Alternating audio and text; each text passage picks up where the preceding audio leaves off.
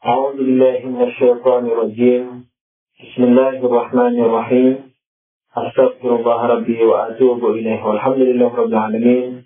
ثم الصلاة والسلام على أشرف الأنبياء والمرسلين حبيبنا وحبيب رب العالمين أبي القاسم محمد وعلى آله الطيبين الطاهرين المعصومين المنتجبين.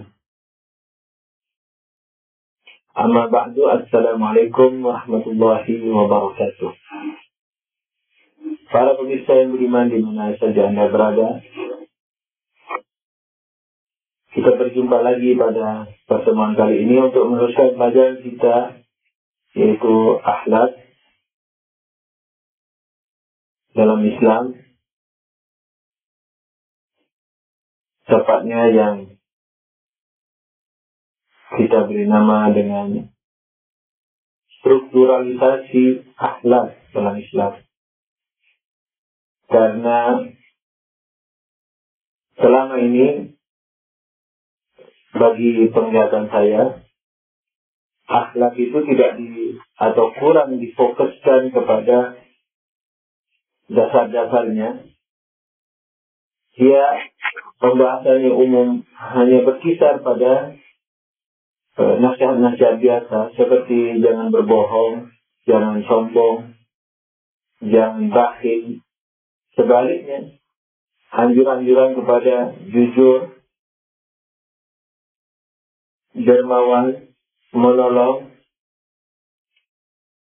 dan itu bagi hemat saya, walaupun merupakan suatu kebenaran dalam tanda kutip, merupakan suatu kebaikan, akan tetapi karena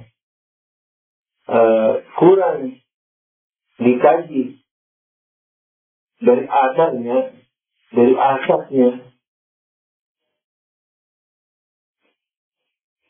maka yang terjadi hasilnya kurang sebagaimana atau tidak sebagaimana yang diharapkan. Seringkali dikatakan jangan korupsi, tapi korupsi tidak habis-habis di negara kita.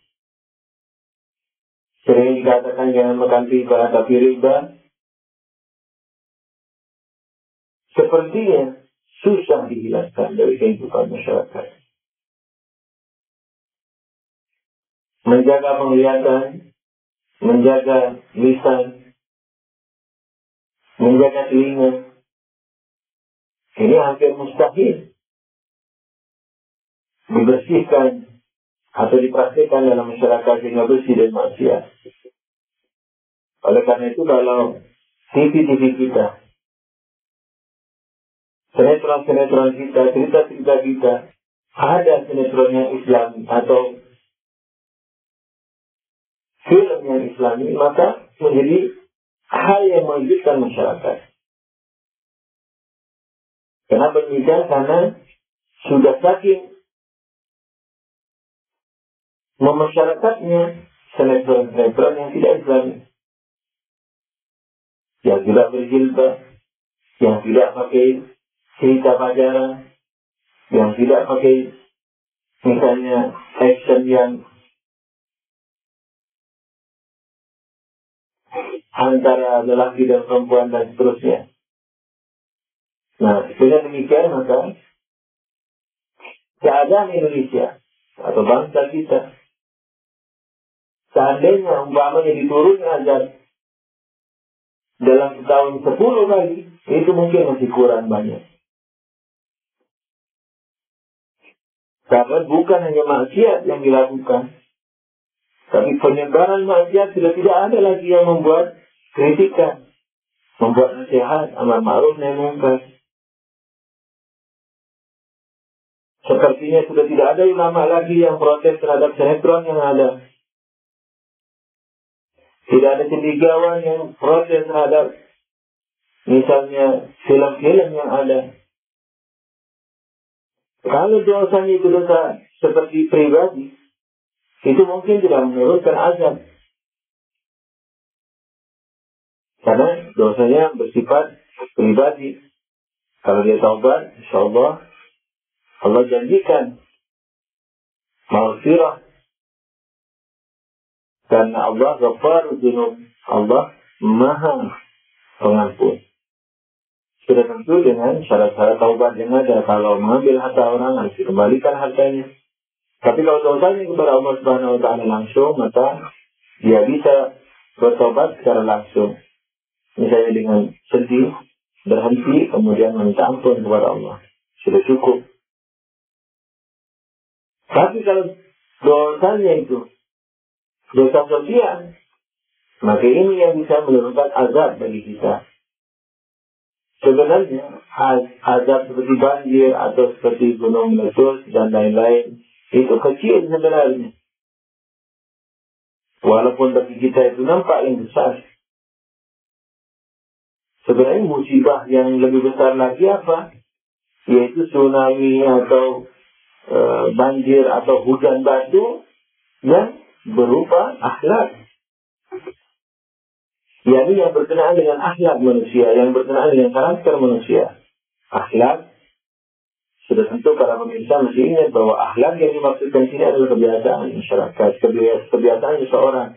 Bukan melulu yang bagus, tapi baik yang kebiasaan bagus atau baik yang kebiasaan buruk. Itu akhlak dalam istilah ilmu akhlak. Nah, oleh karena itu, azab yang sudah pasti datang kepada manusia sosial apa? Berupa banjir, berupa hujan batu, berupa kebakaran dan seterusnya, tapi berupa akhlak, berupa kebiasaan masyarakat, berupa karakter masyarakat. Jadi kalau orang mau beriman kepada Allah, kalau orang beriman kepada Allah dan takwa kepada Allah, melihat contoh yang saya contohkan tadi itu sudah merupakan musibah yang sangat besar, melebihi tsunami atau melebihi hujan batu. Contoh yang saya sebutkan tadi apa? Adanya sinetron misalnya. Sinetron yang ceritanya mesti ada pacarannya umpamanya, meski tidak pakai hijab dan seterusnya, itu merupakan bencana terbesar. Yang merupakan bencana spiritual. Dan bencana ini tidak bisa dihilangkan dengan istilahnya bantuan lahiriah. Kalau seperti tsunami atau bencana-bencana yang lain, seperti gunung meletus, orang lain bisa menolong dengan apa? Dengan makanan, dengan tenda, dengan kesehatan. Tapi yang namanya akhlak ini, yang mau menolong itu juga kena. Keluarganya kena, dirinya juga kena. Kenapa? Karena musibahnya bersifat non-materi, bersifat karakter, bersifat spiritual. Tahu-tahu apa? Yang ada dalam dirinya adalah tidak adanya kepekaan itu. Dan ini sudah musibah terbesar. Musibah terbesar manakala ada maksiat nasional, maksiat yang bersifat menyeluruh, lalu tidak ada amal ma'ruf nahi munkar. Ini namanya musibah terbesar. Oleh karena itu, para pemirsa sekalian, sudah mesti kita waspada terhadap apa? Terhadap diri kita, lingkungan kita,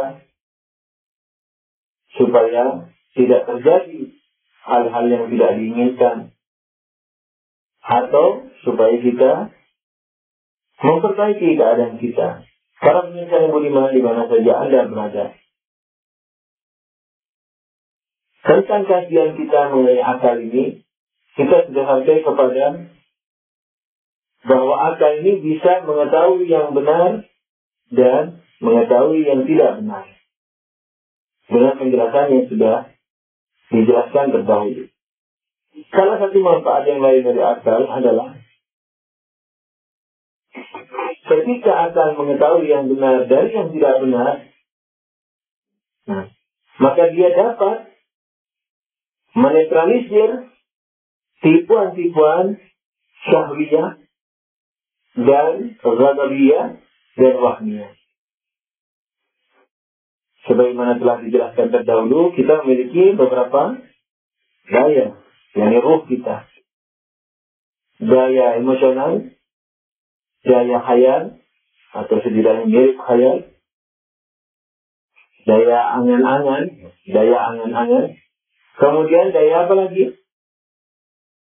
Daya syahwat, daya kelezatan, baik kelezatan perut atau kelezatan seksual. Nah, mereka ini memiliki kecenderungan sebagaimana telah dijelaskan terdahulu. Karena tabiatnya seperti itu, naturalnya seperti itu. Orang lapar kepingin. Jadi roh yang lapar, badan yang lapar, orang yang lapar, sudah tabiatnya ingin makan. Dan makan itu bagi perut yang lapar, apa saja yang penting jadi makan. Yang penting bukan batu. Yang penting enak di lisan. Karena potensi dia hanya apa? Atau daya dia hanya daya merasakan lapar dan ingin segera menyelesaikan masalahnya, yaitu dengan makan. Dia jadi potensi ini atau daya ini tidak berpikir apakah ini haram atau halal, karena itu pekerjaan ruh di tempat lain, yakni di katakanlah di daya akal. Jadi bagi daya syahwat yang dalam hal ini contohnya lapar, bagi dia yang penting sekarang saya lapar dan harus makan. Jadi logika ini benar ini salah bukan di syahwat itu. Oleh karena itu segala keinginan syahwat ini benar menurut syahwat. Segala keinginan emosional benar menurut emosional. Segala keinginan angan-angan benar menurut angan-angan. Tidak ada salahnya. Karena ini tidak terikat dengan nilai. Maka itu kita katakan bahwa ini masih tingkatan binatang. Binatang yakni apa? Makhluk minat akal. Daya berkembang ada. Lapar ada. Kemudian emosi juga ada. Tapi minat akal. Oleh karena itu binatang mau makan apa saja, dia tidak terikat dengan nilai. Mau minum apa saja, mau makan apa saja. Mau katakanlah bergaul dengan siapa saja, dia tidak terikat dengan nilai. Oleh karena itu, akal ini datang untuk mengarahkan ketiga daya tersebut. Jadi akal yang bisa menentukan benar dan tidaknya, salah dan benarnya. Sudah tentu, kalau masalah hukum, akan mengatakan saya tidak mampu menentukan haram halalnya. Atau, kalau saya bisa menentukan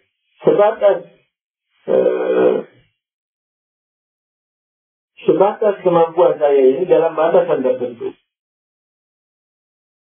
Misalnya, memukul orang itu haram, anggap membuat hukum akal. Memukul orang tak masalah haram. Tapi haramnya sejauh mana, dendanya sejauh mana, tidak tahu. Misalnya akan mengatakan kita harus menyembah pencipta kita. Bagaimana cara menyembah? Alasannya apa? Mengapa harus demikian dan seterusnya menyembah? Akal tidak mampu. Nah, akal sendiri yang mengatakan bahwa saya perlu kepada agama. Tapi ingat saudara, bahwa agama yang mau dipakai tersebut harus dipahami dengan akal, bukan mengatasnamakan agama. Bukan mengatasnamakan Al-Quran. Nah, oleh karena itu mengkaji Al-Quran hanya dengan akal sebagaimana telah dijelaskan terdahulu. Nah, dengan demikian maka akal ini yang akan mengarahkan tiga daya yang kita miliki. Dengan akal itu dia, yakni manusia, bisa mengarahkan daya-daya yang lain kepada yang benar. Walaupun relatif ini tidak mesti salah sebagaimana telah dijelaskan terdahulu.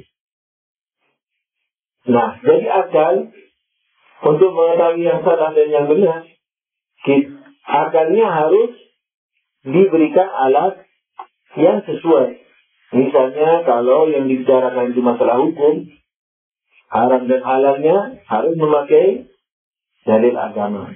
Karena akal sendiri mengatakan tidak mampu memberikan alasan dan metodologi terhadap katakanlah haram halalnya sesuatu. Nah, dengan demikian, kalau masalah hukum, maka kembali kepada syariat. Kalau masalah ma'rifatul Quran, kembali kepada tafsir. Kalau ma'rifatul sosial, di samping kembali kepada agama, kembali kepada nilai-nilai absolut daripada akal. Misalnya seperti, jangan menganiaya orang.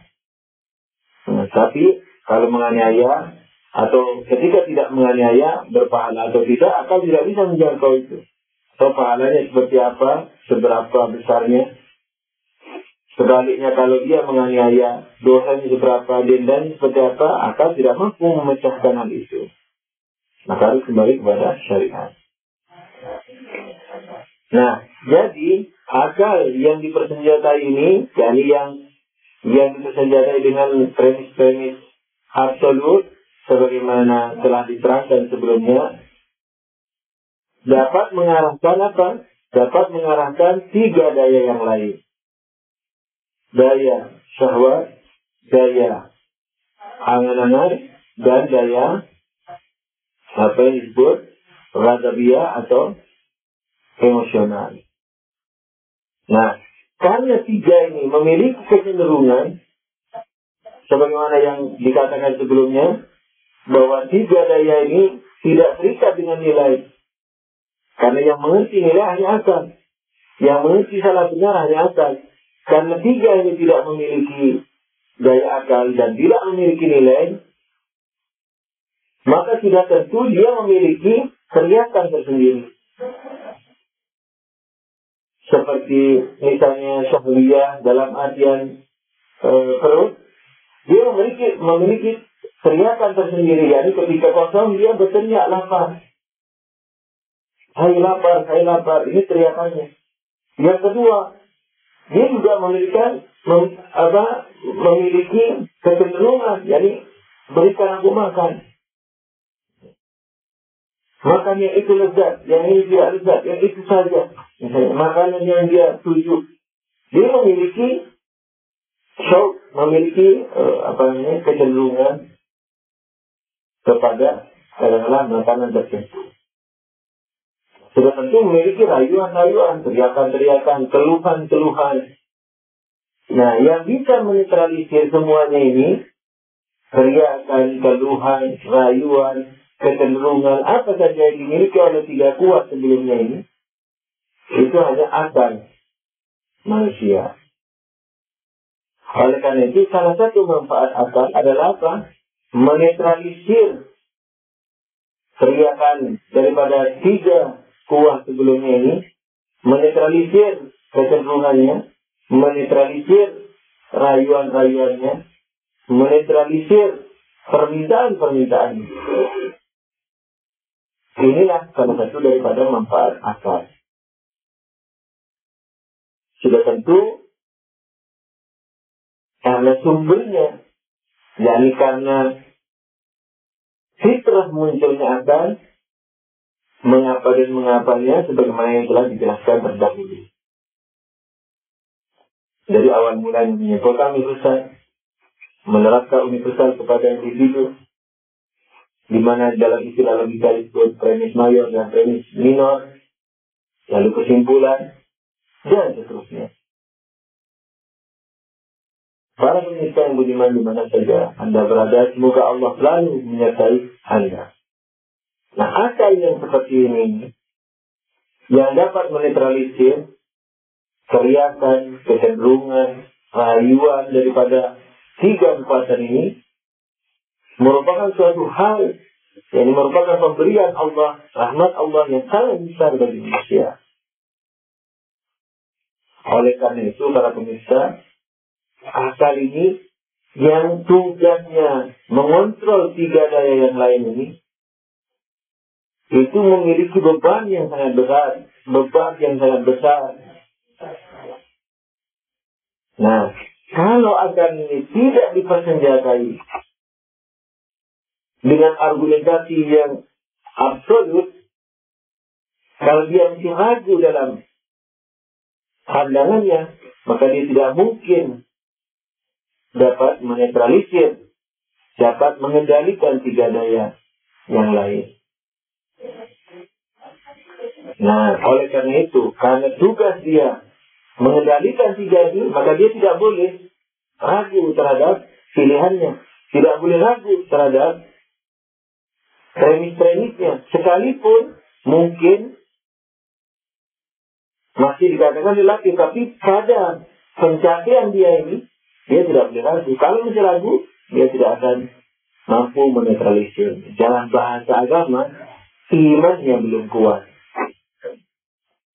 Nah, oleh karena itu, kalau dia tidak boleh ragu, supaya dia mampu mengendalikan tiga daya ini, maka sudah tentu para pemirsa, akal ini harus kita persenjatai dengan berbagai argumentasi yang absolut.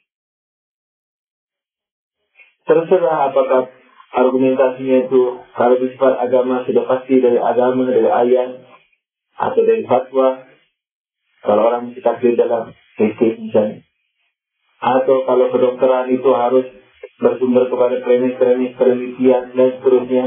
Premis-premis yang diangkat dari penelitian yang sudah akurat, yang sudah absolut atau setidaknya semi absolut, supaya tidak ragu dalam mengoperasi orang misalnya. Kalau dia ragu dalam mengoperasi orang, maka dia tidak bisa mengendalikan tiga kecenderungannya ini. Oleh karena itu, seorang dokter misalnya, dia juga harus menggunakan akalnya dan mempersenjatainya dengan premis-premis yang absolut atau semi absolut. Kalau tidak, maka dia tidak mampu mengendalikan kecenderungan tiga daya sebelumnya. Misalnya karena dia melihat pasien yang kasihan, dioperasi, mati. Karena tiga daya ini diantaranya adalah apa? Perasaan itu, hayalan ini, angan-angan ini. Apalagi sama syahwat ini supaya dia kesohor. Misalnya berspekulasi dalam mengoperasi orang. Padahal akal argumentasinya belum mencapai tingkatan yang meyakinkan. Maka kesalahan dalam hal ini kemungkinan besar tidak diampuni oleh Allah Subhanahu wa taala. Terutama juga bagi tokoh-tokoh nasional, tokoh-tokoh masyarakat. Ketika dia mau melontarkan sebuah premis, melontarkan sebuah statement, harus diiringi dengan premis-premis yang kuat. Karena kalau tidak, dan dia masih ragu, berarti dia belum memiliki hujjah di hadapan Allah. Dan manakala statementnya itu keluar dalam tulisan atau dalam pidatonya, di masjid-masjid, di koran, di majalah, di parlemen, di mana saja, lalu membuat rusak masyarakat, imannya rusak, akhlaknya rusak, pemikirannya rusak, cita-citanya rusak, pergaulannya rusak, dan seterusnya, maka kemungkinan besar dia tidak akan dimaafkan oleh Allah Subhanahu wa taala. Nah, oleh karena itu, akal ini harus dipersenjatai. Jangan ditutup mati. Nah, dipersenjatai dengan apa yang ingin dilakukan dalam kesehariannya. Kalau dia misalnya dokter, maka dia harus mempersenjatainya dengan premis-premis yang akurat. Kalau dia seorang ustaz, misalnya bahasa Inggris, dia harus mempersenjatai dirinya dengan ilmu-ilmu tentang bahasa Inggris. Kalau dia seorang ustaz agama, dia juga harus mempersenjatai dirinya dengan premis-premis yang akurat dari agama. Jadi jangan sembarangan. Kalau dia sebagai orang beriman, Maka dia harus mempersenjatai dirinya dengan premis-premis yang akurat tentang keimanan, supaya dia kelak di akhirat bisa menjawab pertanyaan Allah. Sehingga kalau jawabannya benar, alhamdulillah dia bisa selamat. Kalau salah, masih bisa mendapatkan rahmat dan ampunan Allah. Tapi kalau tidak ada argumentasi, bagaimana Allah mau mengampuninya?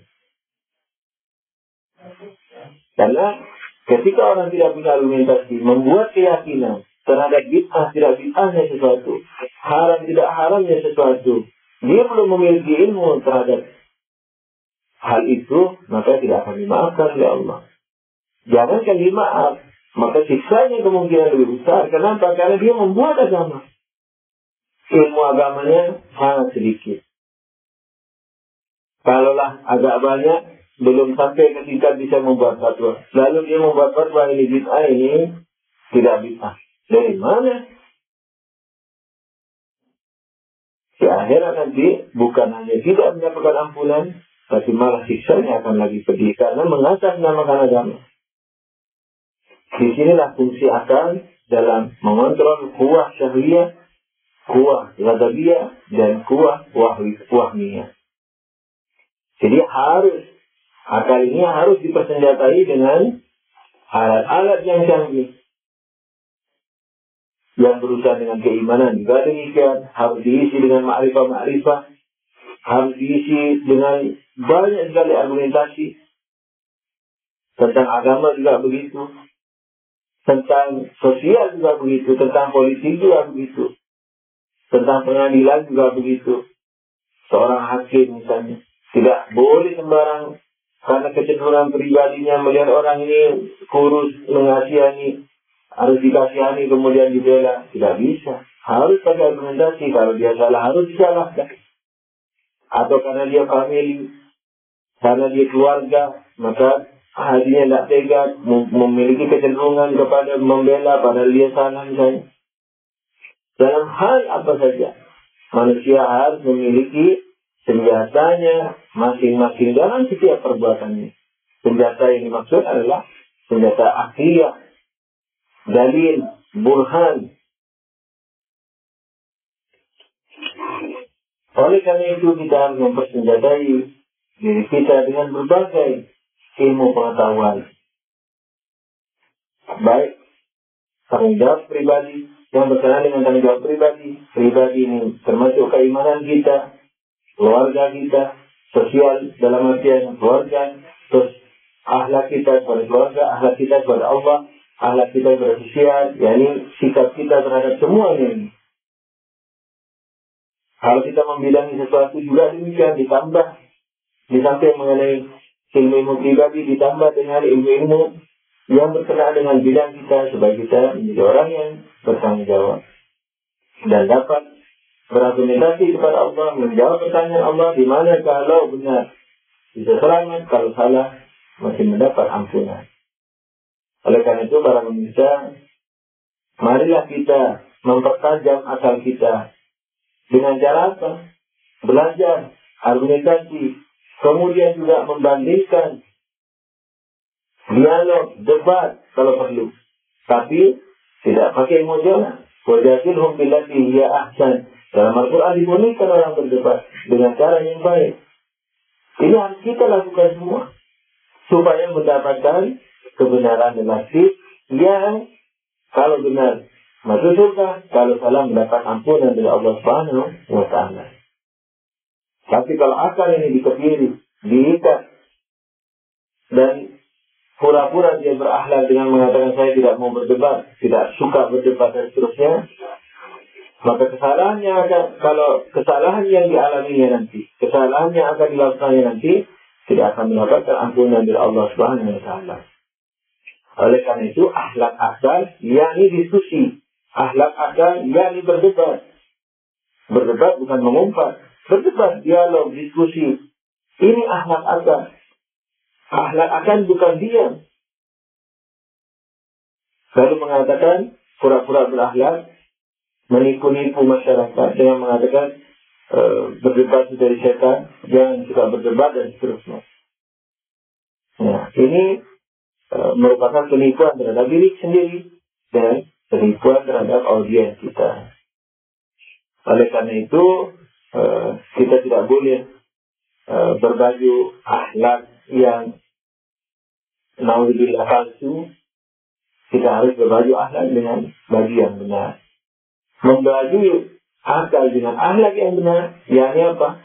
Yakni membaca buku yang benar, berdiskusi, membuka medan dialog, berdebat dengan yang baik, tidak pakai mengumpat, mencemooh dan seterusnya, dan selalu membuka diskusi itu sampai manusia menemui ajalnya. Supaya apa?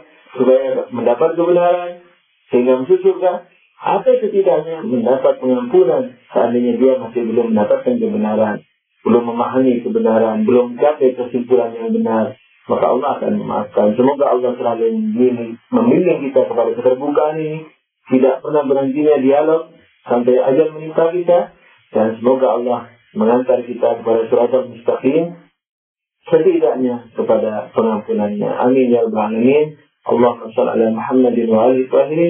Wabillahi taufiq wal hidayah. Wassalamualaikum warahmatullahi wabarakatuh.